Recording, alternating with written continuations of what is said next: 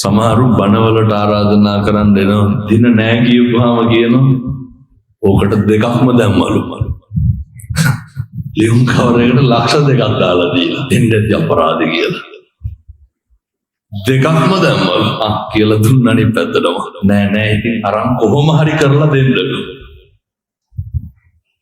ඔය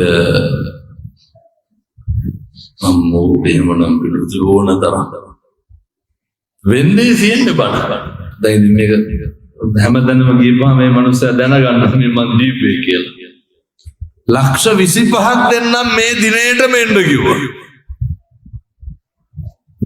අයත් පොරොන්දුනා හැමදාම වාහනේ සර්විස් කරලා දෙන්නම් කියලා පින්නතුන් පුදුම වැඩක් වෙලා තියෙනවා ඔය ඒ කවදාවත් ජීවිතේ දීලා අතාරින්න බැයි නම් දෙන්න එපා පුරුදු වෙන්න ගෙදර නේද බල්ලෙකුට සතෙකුට කෑම ටික දුන්නත් සමහර වෙන්නෝනේ ගෙදර බල්ලට බත් දාලා පොළු තියාගෙන බලාගෙන ඉන්නවා පිට බල්ලෝ ඇවිල්ලා කාලා යනවාද කියලා බලන්න පිටේ කවුත් අඩි ගන්නවා එහෙම කරන්න එපා කවදාවත් කරන්න එපා වෙනවා ඔය තිබ්බට මදි භුක්ති විඳින්න පින තියෙන්න ඕන සමහර අම්මලා කියනවා එහින්දා කාලෙකින් හම්බෙච්ච මනුෂ්‍යාත්ම භාවයේ තුල මම කියන විනාඩි 10 තුල කල්පනා කරනකොට මේක මගේ අකුසලයක්ද මේක මගේ පාප කර්මයක් සමහර වෙන්නව නේද අෂ්ප විද්‍යට කේන්තියන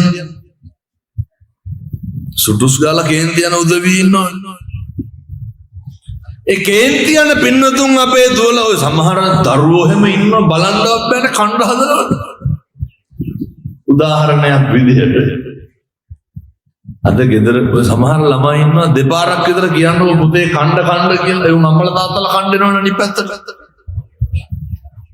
මහදයක් නෙමෙයි දරුවෝ ජංගම දුරකථන පාවිච්චි කර ඉන්නකොට වචනයක්වත් කියන්න එපා කේන්තියනවා ඒ ළමයින්ට මේ අඩි හප්පන අඩේ කන්නම් හිටුළු කියන්නේ නැද්ද ළමයින්ට කියන්න බෑ පුතේ කණ්ඩ කියලා ඒ හින්දා ඔය නිතර කේන්තියන උදවි බොහොම පුංචි දෙයට සමහරව ඉන්නවා ඇහැරවන්න බෑනේ හරි බයයි ගෙවල් වල ඇහැරවන්න ඇයි දඩ ගොංකම් එවවන කුණුවරප කියාගෙන නැගිටින් එහෙම අවිඥානයක් තියෙන්න හේතුවක් නෑ මං කියන්නේ අර බොහොම ඉක්මනට පුතේ ද්වේෂය ඇති වෙනවනම් අපේ අම්මලාට තාත්තලාට හරි ඉක්මනට කේන්ති යනවනම් අර විනාඩි 10 ඇතුලේ කල්පනා කරන්න මට කේන්ති යන්නේ කොයි වෙලාවෙද මට කේන්ති යන්නේ මොකටද ඇයි මට කේන්ති යන්නේ මොකක්ද කේන්ති යන්නේ ඒකේ ප්‍රතිඵලය කාටද සැනසීම කාටද ලාභය ඔච්චරයි ඒ ටික කල්පනා කරනකොට නිකම්ම උත්තර එනවා මේ පින්නතුන්ට අවබෝධ වෙයි ප්‍රත්‍යක්ෂ වෙයි කලබල වෙන එකේ තේරුමක් නැහැ හැම දෙයක්ම ජීවිතේ හරි සිහියෙන් කරන්න දැන් කේන්ති යන කලබල වෙන මම යෝජනා කරන්නේ 2026 අවුරුද්දේ අකම්පිතව ජීවත් වෙන්න කලබල වෙන කේන්ති යන කරුණු කීපයයි තියෙන එකක් තමයි අපි සැප විඳ ඉඳලා එකපාරම දුක් විඳින්න උනහම මොකද වෙන්නේ අපි කලබල වෙනවා මිනිස්සු ප්‍රශංසා කර ඉඳලා එකපාරම නිඳා කරන්න ගත්තාම මොකද වෙන්නේ කලබල වෙනවා මතක තියාගන්න ඔය ප්‍රශංසා කරන කටින්මයි මිනිස්සු නිඳා කරන්නේ හොඳ කියන කටවල් වලින්මයි මිනිස්සු වැරදි කියන්නේ අපේ හාමුදුරුවන්ට මේ අත්දැකීම් ඕන තරම් තියෙනවා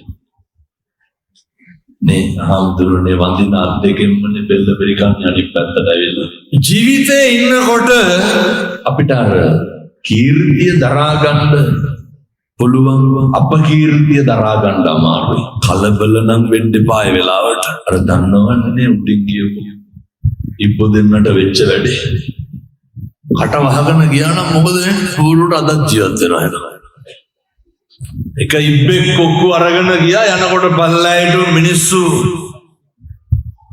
කෑ ගහනකොට කලබල වෙනකොට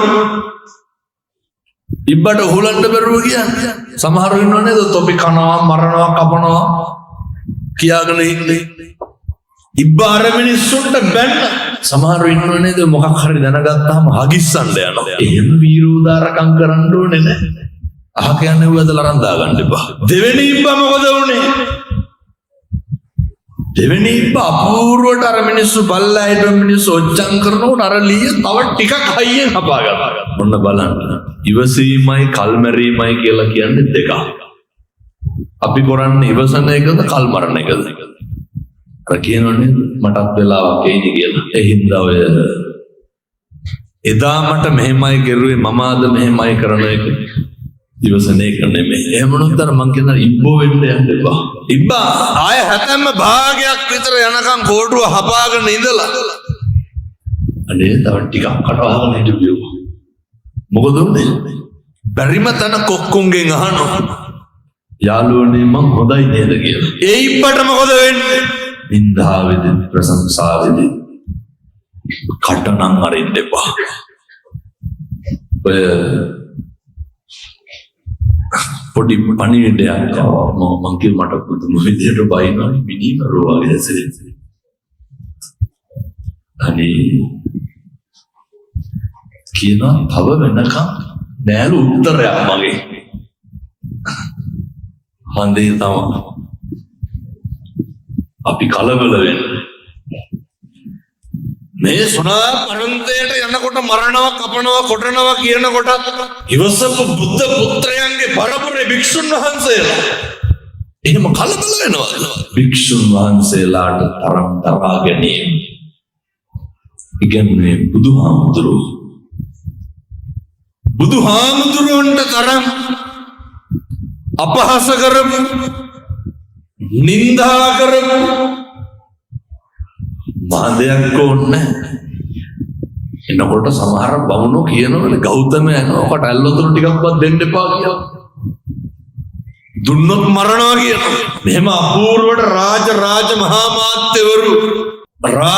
මහාමාත්‍යවරු පිරිවරාගෙන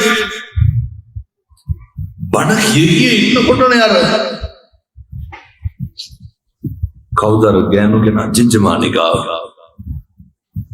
අර දරකෝටු බැඳගෙන එනවා. භාග්‍යවතුන් වහන්සේ කම්පා වුණා. නැහැ. කරන්න පුළුවන් අපහාස එමටම. අපහාස විතරක් ඇයි කී ගමනක් බුදුහාමුදුරුවෝ මරන්න හැදුවද? කී ගමනක් පිරිනිවන් පාන්න වැඩ කරන්න හැදුවද? ඇත්තු දාලා මරන්න හැදුවා. ගල් පෙරල්ලා මරන්න හැදුවා. පින්නතුනි සුන්දරි පරිබ්‍රාජිකා දවසක් දෙකක් දෙවුරම් මෙහෙර පැත්තට හැන්දෑවට යවුවා කැරගුණ. දවස් ටිකකට පස්සේ මරලා හැංගුවා මල්ගොඩේ. ඒකලා කියන්න ගත්තනේ නේ අර. ඔබට තමයි ගෙන්න ගත්ත යන්ත්‍රේ මරලා දැම්ම කියලා බුදුහාමුදුරුවන්ට තරම් අපහාස කරමු. ඒ ශාක්‍ය පුත්‍රයන්ගේ ශ්‍රාවකයෝ සිව්වන පිරිසේ උදවිය භික්ෂුන් වහන්සේලා බුද්ධ ශ්‍රාවකයෝ බුද්ධ පුත්‍රයෝ පින්නතුනේ ඒ ශරීර මුගලන් පරම්පරාවෙන් පැවතෙන මහා සංඝරත්නය කම්පා වෙන්නේ නැහැ.